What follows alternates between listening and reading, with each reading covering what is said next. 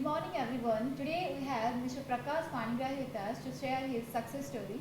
He has joined for BTech at National Institute of Science and Technology, Berhampur, in the branch of ECE in 2018. He has been working as a research assistant since 2019.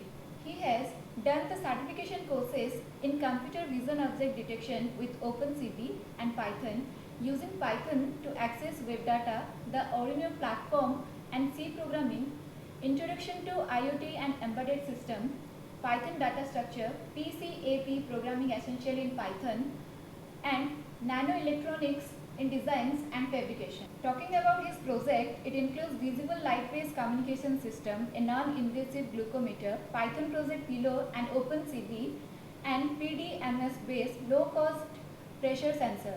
He has won Smart India Hackathon 2020 for non-invasive glucometer. At this young age, he has 2 patents in his names, and at present he has grabbed the package of 19.15 lakh per annum at Western Digital through campus recruitment.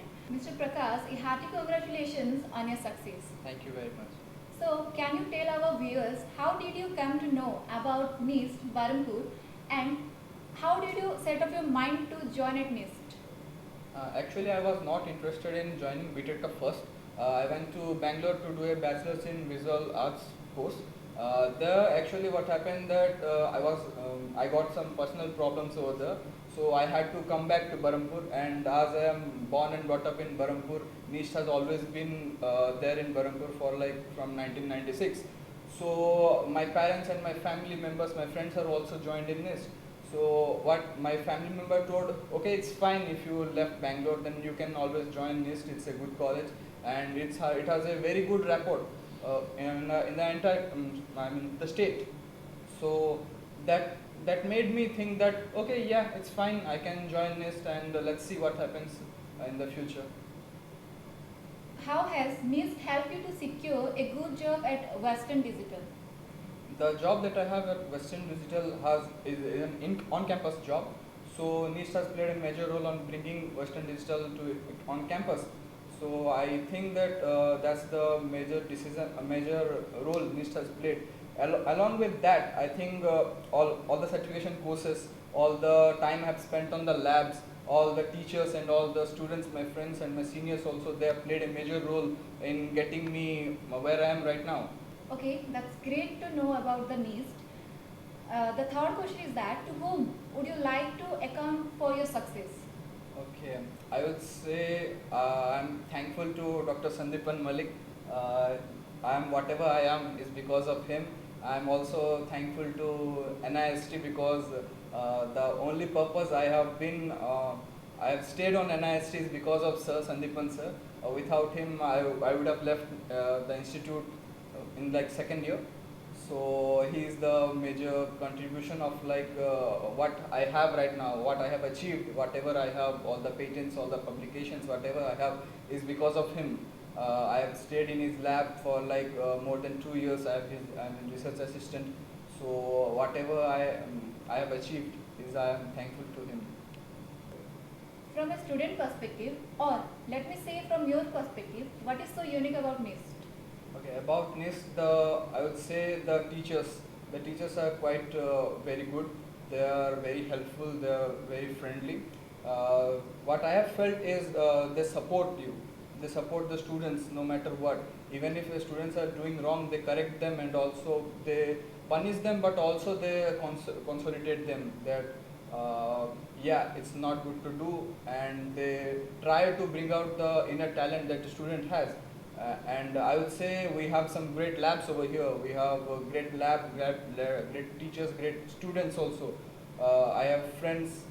The friend circle is quite good over here. The environment, the reading environment, the lecturing environment, I would say it's quite good. So that is what I see is good about NIST, and also what I have is like we have a friend circle. We have a friend circle called NPS, and I'm quite fond of them. I'm quite actually glad to have them. Without them, without their support, also I would have not got this job. They have also pushed me up and they also try to get some job. They also have some jobs right now, and I'm happy for them. What is the procedure to get your dream job? Okay. So there is no fixed procedure actually. It's like a continual thing. We have to work hard. We have to read our subjects. Uh, we have to clear. We have to keep our basics clear. Actually, we have to make sure that we are not lacking in the fundamentals. Actually, one doesn't need to be a master in something in some subject or in all subjects also. You have to follow your passion, what you are quite interested in. If you think that yeah, I can do one job, I can read one subject perfectly, I can master that, then go for it. You can ignore the other stuff. You can only know the fundamentals of other stuffs, and you can go through that one single subject. So also guidance is pretty much required. Mentorship and guidance. We have to follow what teacher says.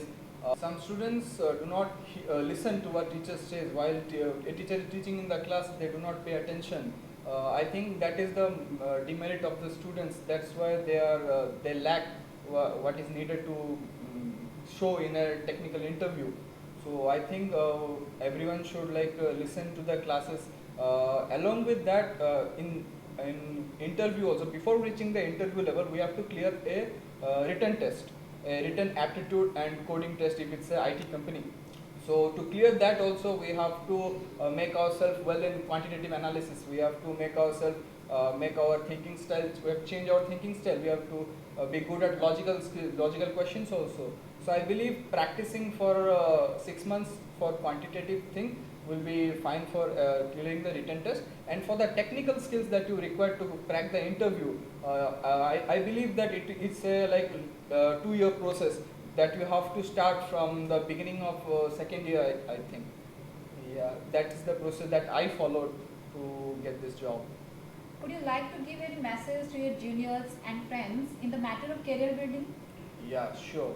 The first thing that I would like to say is they have to pay attention in English classes. They should pay attention in English classes to crack any interview. Let it be just English classes or English labs.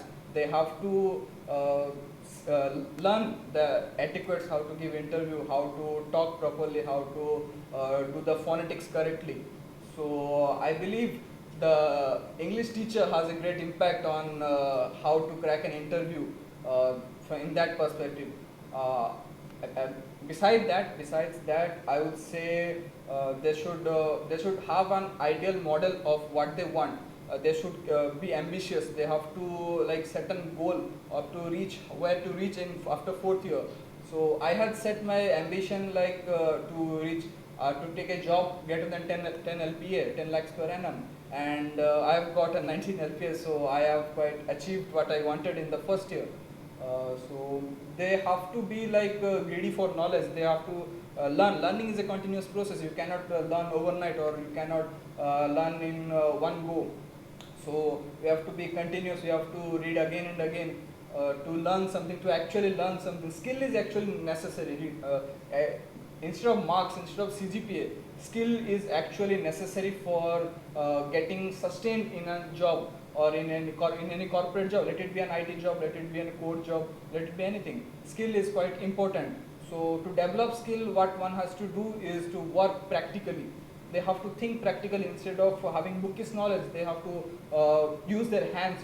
They have to make their hands dirty to make something out of nothing. So, yeah. So viewers, this was Prakash Panigrahi and his success story. Thank you, Mr. Prakash, for your valuable time. I hope your success story would definitely inspire many engineer graduates. Following your footprints, students can easily prepare for their dream jobs. And thank you and all the best for your future.